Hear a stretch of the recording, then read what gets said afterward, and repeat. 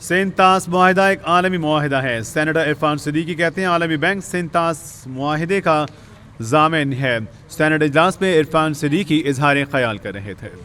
کشمیریوں کے اوپر ایک بندوق بردار مسلط ہے جو ان کے سینوں کی طرف بندوقیں تانے کھڑا ہے.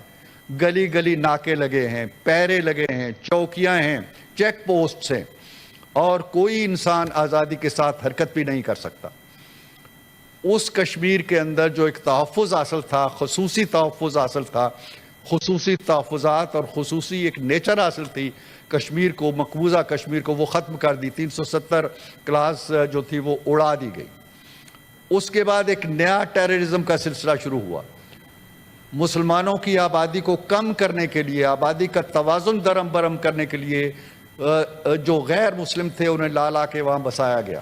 مسلمانوں کی جائیدادیں ضبط ہوئیں، ان کے گھر جلائے گئے، اور ان کے اوپر ایک نیا ٹیررزم کا ایسا سلسلہ شروع ہوا کہ کشمیر کی جو حیثیت ہے، ایک مسلم اکثریتی جہاں 1.5 کروڑ کے قریب مسلمان بستے تھے، اس حیثیت کو، اس جو توازن ہے آبادی کا، اس کو درہم برہم کر دیا جائے. وہ سلسلہ جناب چیئرمین ایک طرف چل رہا تھا. پھر پہلگام ہوتا ہے، کئی واقعات اور بھی ہوتے ہیں. میں پہلگام کی طرف آتا ہوں. یہ وہ سیاحتی مقام ہے بھارت کا جہاں بہت کثرت سے سیاح آتے ہیں، اور یہ کوئی دور دراز کا ایسا علاقہ بھی نہیں ہے جو اپروچ سے باہر ہے. سڑکیں جاتی ہیں، سیاح جاتے ہیں، بازار ہیں، پارکس ہیں، تفریح گاہیں ہیں، شاپنگ سینٹرز ہیں. وہاں پہ ایک واردات ہوتی ہے، اور وہ واردات کیسے ہوتی ہے؟ دن دہاڑے ہوتی ہے. اور بقول بھارت کا جو آفیشیل موقف ہے کہ جی 4 افراد آتے ہیں، وہ باقاعدہ انٹرویوز کرتے ہیں سیاحوں کے، اور کہتے ہیں اچھا تم اس طرف ہو جاؤ، تم اس طرف ہو جاؤ، اور اس کے بعد وہ قتل کر دیتے ہیں. قتل کرنے کے بعد وہ آرام سے چلتے ہوئے کہیں خلاؤں میں گم ہو جاتے ہیں. یہ ان کا اپنا موقف ہے.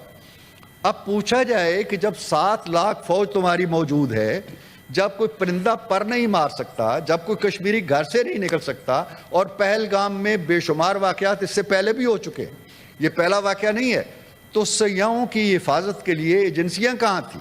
تمہاری فوج کہاں تھی؟ وہ بندوقیں تانے جو کشمیریوں کے پیچھے پھرتے ہیں وہ کہاں تھے؟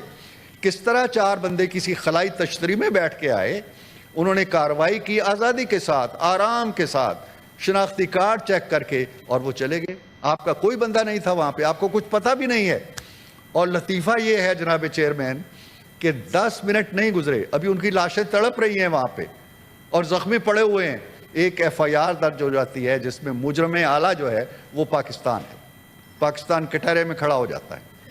نہ کوئی تحقیق ہے، نہ کوئی تفتیش ہے، نہ کوئی ثبوت ہے، نہ کوئی شواہد ہیں، نہ کوئی کسی طرح کی کوئی ایسی انڈیکیشن ہے کہ جس میں پاکستان ملوث ہے. کیسے پاکستان ملوث ہے؟ پہلگام ہماری جو LOC ہے جناب چیئرمین، اس سے کم و بیش 200 کلومیٹر کے فاصلے پہ. کس طرح ہمارے یہاں سے دہشت گرد 200 کلومیٹر چل کے گئے؟ اور 200 کلومیٹر کیسے چل سکتے ہیں؟ یہ جو لائن آف کنٹرول ہے، 550 کلومیٹر پہ انہوں نے آہنی باڑ لگا رکھی ہے، فولادی باڑ لگا رکھی ہے جو 12 فٹ اونچی ہے. قدم قدم پہ چوکیاں ہیں، سرچ لائٹس ہیں، ان کے پہرے دار کھڑے ہیں، ان کے بندوق بردار کھڑے ہیں. کہاں سے گئے ہیں یہ 4 افراد جو 550 کلومیٹر کی اس باڑ کو توڑتے ہوئے اندر نکل گئے ہیں؟ اور پھر 200 کلومیٹر کا فاصلہ جو ہے وہ چشمے زدن میں طے کر کے وہاں پہنچ گئے ہیں. پھر کہتے ہیں جی نہیں، کوئی پاس پڑوس میں ایک جنگل ہے وہاں چھپے ہوئے ہیں. بھئی ایسا کون سا جنگل ہے؟ تمہارے پاس ٹیکنالوجی ہے، تمہارے پاس ہر قسم کی سہولت موجود ہے. دیکھو وہاں کہ ایک ملزم ابھی تک نہیں پکڑا گیا، ایک ملزم نہیں پکڑا گیا. اور ان کی جو نیشنل انویسٹیگیشن ایجنسی ہے NIA، اس کو شبلی فراز صاحب، اس کو NIA کو کل یہ ٹاسک ملتا ہے کہ جی سراغ لگاؤ مجرموں کا.